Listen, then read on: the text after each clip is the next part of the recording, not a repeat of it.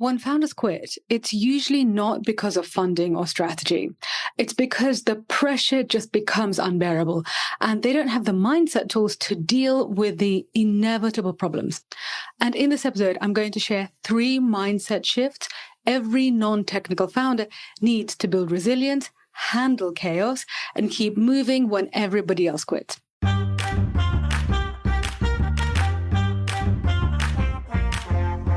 Hello and welcome to the Tech for Non-Techies podcast. I'm your host, Sophia Matveeva. If you're a non-technical founder building a tech product or adding AI to your business, you're in the right place. Each week, you'll get practical strategies, step-by-step playbooks, and real-world case studies to help you launch and scale a tech business without learning to code. And this is not another startup show full of jargon, venture capital theater, or tech bro bravado. Here, we focus on building useful products that make money without hype and without code. I've written for the Harvard Business Review and lectured at Oxford, London Business School, and Chicago Booth, so you are in safe hands. I've also helped hundreds of founders go from concept to scalable product. And now it's your turn. So let's dive in. Hello, smart people. How are you today? Today, we're going to do something a little bit different. So we usually talk about tech trends and very practical technology tools and so on. But today, I want to talk about mindset because I have honestly noticed that founders usually give up not because of external circumstances, but because they just can't take it anymore. Because basically it gets too difficult. And my aim in this show and at Tech for Non-Techies, the program, my aim is to help you be really successful as a tech innovator, as a non-technical tech innovator. So one of the key components of success is your mindset. And in my experience and in what I've seen with my students, there's co-founder drama, there's investor drama. If you're running a startup, you're definitely going to be running out of cash at some point. Your product launches will definitely be late. And all of these problems, they feel really bad and they feel very dramatic, but they're actually solvable. And in fact, if you actually look at every successful founder, they have gone through this. But the thing is, when these things happen, you need to be able to think strategically as opposed to panic. And there is a caveat to that, because there are big exogenous events like COVID, or maybe like a new government regulation that basically totally outlaws business. And that happens, and these big exogenous circumstances really do put people out of business. That happens. But most of the time, this is not happening. COVID was this huge exogenous event, but how many times in our lifetimes has this happened? So this is why I'm saying that most of the time, your mindset can be the difference between success and failure. And I personally discovered mindset work when I opened this company, Tech for Non-Techies. And I didn't really know about it in my last company when I was running my first tech company called NT. And honestly, now that I have these tools, I can look back and think that I would have been a better manager and I would have been a better steward of my team. And I think I would have actually also made better decisions. And honestly, right now, I have a life coach, I have a therapist, and I also have a business coach. And all of this costs money and a lot of time for me, but I get results. When I invest in my mindset, my company makes more money, I do more interesting work, and I generally have a better experience of life. And that's good return on investment, right? And guess who agrees with me? Ben Horowitz, the billionaire VC backer of Facebook and Airbnb, amongst other things. In his book called The Hard Thing About Hard Things, and I did an episode on it ages ago, Ben Horowitz says that the hardest part of being a founder is not strategy or funding, it's managing your own psychology. So here are 3 mindset shifts to help you, and I've made these specifically for non-technical founders. So shift number one is that you need to go from feeling like an imposter to feeling like an innovator. So I'll explain what I mean. Every founder is going to face doubt, but non-technical founders get a double helping of doubt and pressure because, for example, I've literally had an investor tell me, if you can't build the product yourself, why would I invest in you?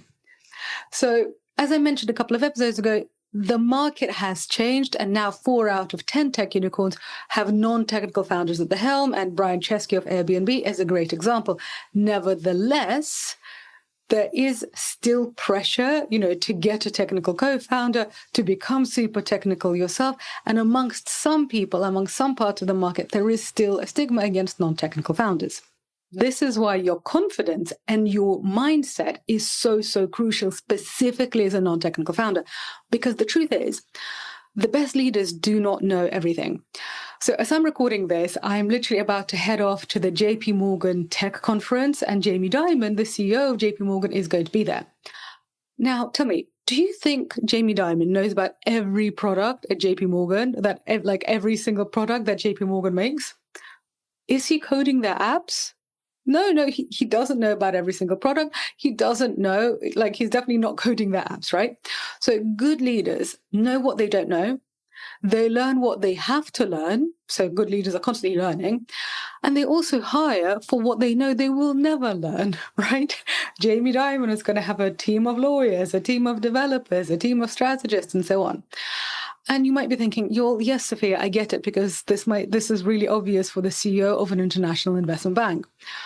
But honestly, this is also possible for a solo founder, because you can hire a part-time back-end developer, which then allows you to focus on customer sales, which, commercialization, that's what makes or breaks a business, right?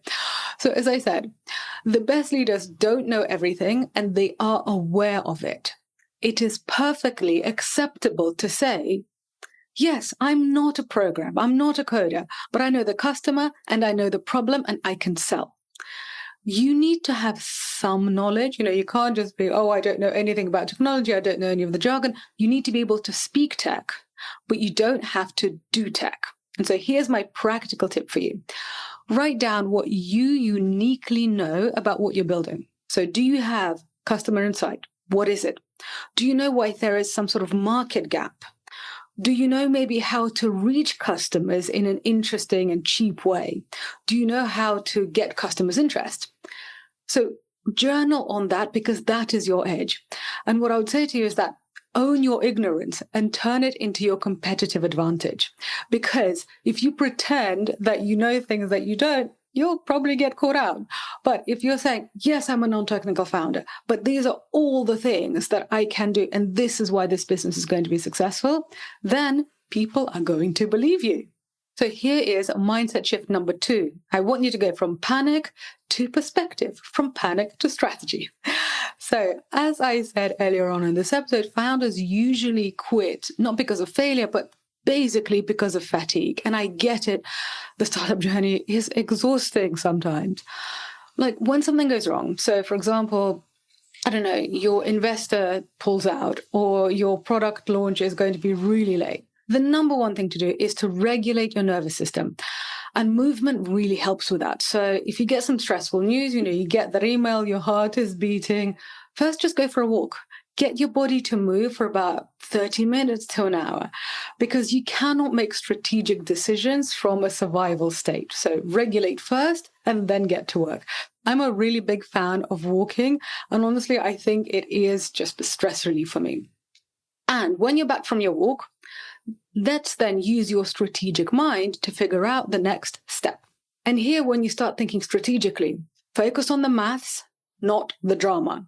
What is actually happening, not what are all the bad thoughts that you're having about what's happening. So if your product release is late, which is definitely going to happen, I actually did a video on this called Why MVPs Are Always Late. It's on our YouTube channel. Anyway, so if your product is late, instead of thinking, oh my God, we're all doomed, this is a disaster, actually think, well, what is the circumstance? Okay, well, the circumstance is that the release is late.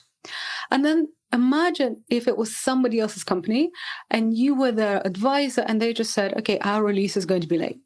What would you say to them? So kind of take a step back and imagine that you're not you're advising this founder. So you might say that, well, lots of companies have gone through this. Lots of companies have gone through late releases. In fact, actually, most companies do. So they've survived. How have they figured it out? Because most of the time, somebody has successfully dealt with the problem before. So research their example. Maybe that person has given a podcast interview, so listen to it. Figure out, how did they deal with that problem? Can you do the same thing? Because in general, when it comes to innovation, when it comes to startups, yes, each problem is individual, but there are patterns. So somebody else would have gone through something similar before. So learn from them and also just get inspired by them. Okay, if they did it, so can you. Also, practical tip, I really love Tim Ferriss's fear-setting exercise. So if you've never heard of it, then just Google fear-setting exercise, Tim Ferriss, fear as in scared, and basically just go through his system. So the fear-setting exercise is a framework by the podcaster and author Tim Ferriss that helps you think rationally when you are basically terrified, when you are in the drama, not in the math. So in that exercise, you literally write down your worst case scenario, then you write down what you can do to prevent it, and also you write down, okay, if the worst case scenario happened, what would you do to recover from that worst case scenario? And most of the time that you will see that this disaster in your head, it's actually manageable. Yes, it's not what you want, but it's manageable. And then once you see that, okay, you can deal with the worst of it, then you get this clarity and you can think, okay, now I can think strategically, and you basically get calmer. And honestly, I use this fear setting exercise a lot in my own life. I recommend it to a lot of our founders. We actually go through the exercise together when somebody is really feeling it. And it really, really helps, because when you realize that you can mitigate the worst case scenario, you can stay calm under pressure. And remember, staying calm is your unfair advantage, because most people don't stay calm. Most people make irrational decisions which end up sabotaging their plans, and just being a bit calmer than the rest is a serious competitive advantage. And here's my third and final mindset shift for you. You need to accept that innovation means failure. Because when you innovate, like when you make a new product or when you make new features for a product, sometimes it's going to be a success. A lot of the time it won't be. So for example, if you're making an app, there will be lots of times when you create new features that users don't use. And yes, you need to test as much as possible before you invest in production. And this is what we teach you in the Tech for Non-Technical Founders course. But even then, you might create something. And even if people say, yes, this is really, really great, they just don't use it for whatever reason. Like this happens. And also, this doesn't just happen to startup founders. Let's think about the company formerly known as Facebook, right? Do you remember? So there was a company called Facebook. Now they're called Meta. Why? Because at some point they decided that we were all going to live in the metaverse and eat virtual burgers. So obviously that hasn't happened. They still have this name, so nobody can forget this whole experiment. And they literally lost $40 billion since 2019. So their metaverse division, called Reality Labs, has lost over $40 billion since 2019. So it happens to everybody. They seem to be doing okay. Mark Zuckerberg isn't crying too much about it. So I suggest you learn from that lesson. So our aim is not to waste $40 billion. Our aim is to learn quickly and to learn cheaply. So I'll give you an example actually from one of our students. So one of our recent students in the Tech for Non-Technical Founders course, she created a test version of her product. She then took it to her target market, and the people that she spoke to, they said, yeah, this is great. I would definitely use this. And then she probed a bit more and she realized that they would use it, but they didn't want to pay for it, or they couldn't pay for it because her target market was basically young people and students. And this wasn't a must-have for that target market because that target market is kind of broke. So she was disappointed, but it's good to know in advance. So we then went through the results and I then said, well, how about pivoting this to a corporate market? Is there a way that this solution could be useful to corporates or to corporate leaders? So she created a different version. She then tested this other version with this new, richer target market. And she saw that people were willing to pay and that they were able to pay and that they wanted the product. So yes, she herself is a young student. She was really excited about creating something for her peer group, and she was disappointed that she wasn't able to do that. But isn't it better to find out that your target market isn't the right one for you? Isn't it better to pivot? Isn't it better to find out who is actually willing to pay for your product early on? So she made her test products using AI, which basically means that it was really quick, it was really cheap.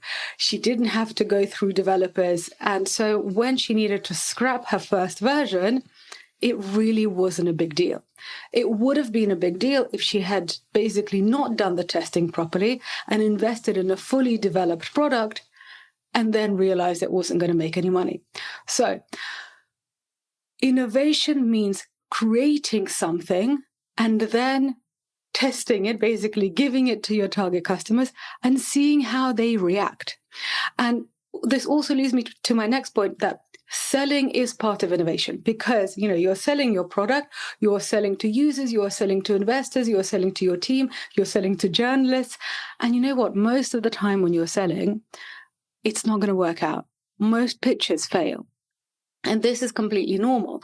So in order for you to get a yes, you need to hear lots and lots of no's. You're going to hear more no's than you're going to hear yeses.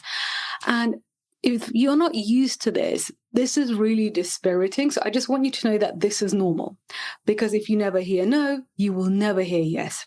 So when you're when you get a few no's and you're feeling a bit sorry for yourself, which happens, it happens to me definitely, then basically just see this as a learning exercise that gets you to the next step. Just like with our student. Okay, she learned something about her target market, she pivoted and she moved on. So my question to you is, after each flop, my suggestion to you rather, is after each flop, write one line. What did I learn that I wouldn't have learned otherwise? And then you will see that your failures are moving you towards your successes. So let's have a quick summary of our 3 mindset shifts for non-technical founders. Number 1, own what you don't know, because this is how you lead. Great leaders don't do everything. They know how to lead as opposed to do everything themselves. So own what you don't know, especially important as a non-technical founder. Number 2, stay calm when others panic. This is how you make good decisions. Have a Google of the Tim Ferriss fear setting exercise when you're really, really feeling under pressure, because it helps. And number 3, know that innovation inevitably means doing lots of things that don't work until you find one that does. So if you do these 3 things, you will outlast 90% of the founders who burn out or chase hype and basically just end up thinking that this is too much. Yes, it will feel like too much, and that's normal, and you can get through it. And, my dear smart person, if you want to pair the right mindset that we discovered today with product development skills, then check out our free AI mini workshop made specifically for non-technical founders. And that's at techfornontechies.co/AI class. And that workshop is free. And in under 30 minutes, you'll be able to turn your idea into something that users can see without code, without panic, without perfectionism. And then you can actually test your idea and take it to the next level. So go to techfornontechies.co/AI class, or just check out the link in the show notes. And now, my dear smart person, I have to go to the JP Morgan Tech Conference. Can't keep Jamie Dimon waiting. And I shall be back in your delightful smart ears next week. And thank you very much for listening. Ciao.